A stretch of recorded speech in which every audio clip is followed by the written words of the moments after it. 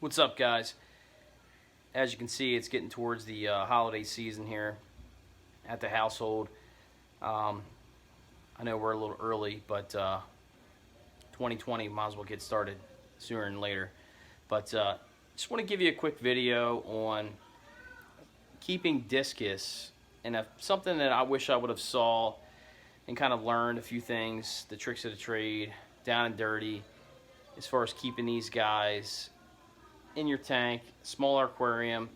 A video that I wish I would have saw early on, and I want to just go over a few tips that I would give you moving forward with as far as a beginner with these guys.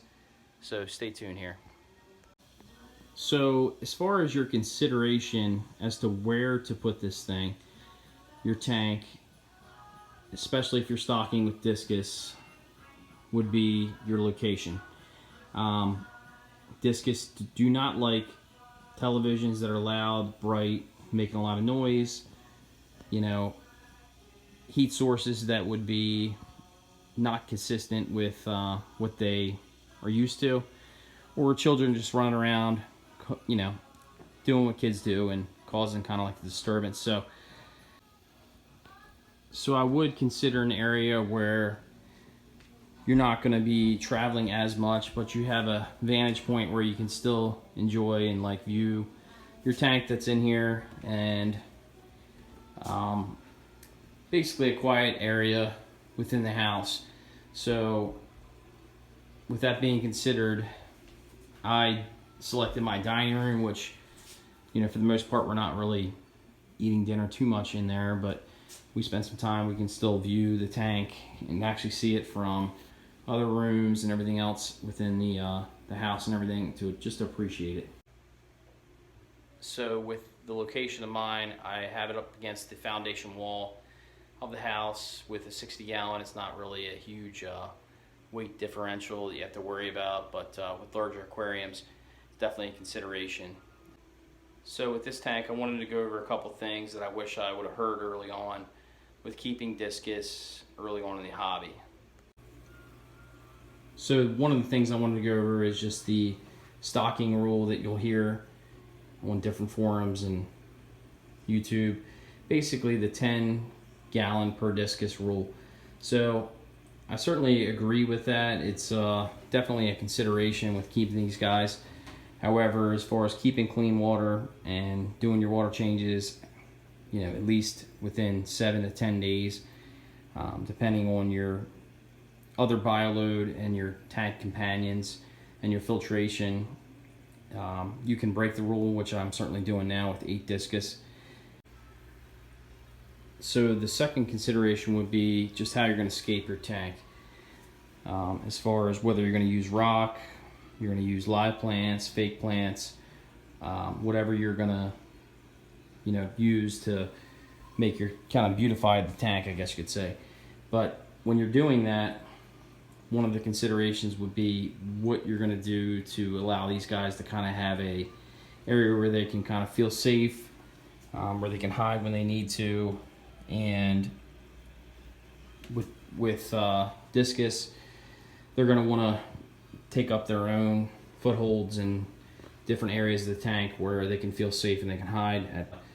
So even with a smaller tank like this, a 60-gallon, I still have some areas where they can set up a vertical piece of driftwood where they can hide behind, which they often do, and an area of dragon rock where they can hide, and a larger piece of driftwood and rocks where, you know, they tend to kind of gravitate to behind there.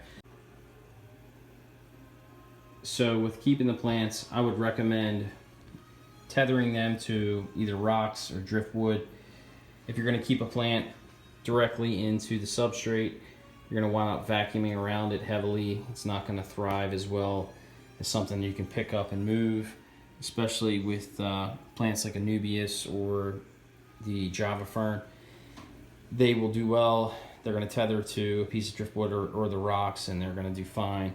So as far as maintenance and tank quality of, as far as the water goes, I would certainly consider that. All my plants can pretty much be picked up and moved wherever I need to in the aquarium just to maintain the substrate and like a deep vacuuming that your discs are going to require. So as far as water temperature, it's kind of a sticky issue. Discus are going to be between 82 and 88 degrees. As you can see, I have two different heating elements within the aquarium. I will say that probably don't need both of these at once. In fact, one is running a lot less than the other, but it's just peace of mind as far as keeping the tank as hot as we need it for keeping discus. I would say my primary heater is the Aqueon 300 watt. It's not the prettiest heater in the world. However, it does get very hot, and you can see I have it all the way to the max. It's only 88, which it's not running that often. And in conjunction with using a Fluval 300 watt. Now, if the Fluval's on now, I will tell you that the Fluval says it will get to 86 or even 88. But I find that this is the weaker heater element. The Aqueon's a workhorse that's constantly on, and between the two, they do a pretty good job of keeping the aquarium right around 86. So lastly, I wanted to go with your filtration you're going to run on your aquarium. With most of my tanks, I've always used canister filters.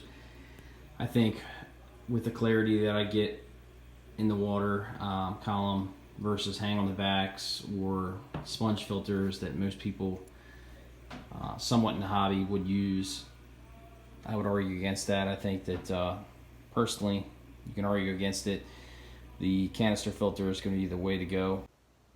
Alright guys, just want to go over this couple of things with you, just to see what your thoughts were on the video.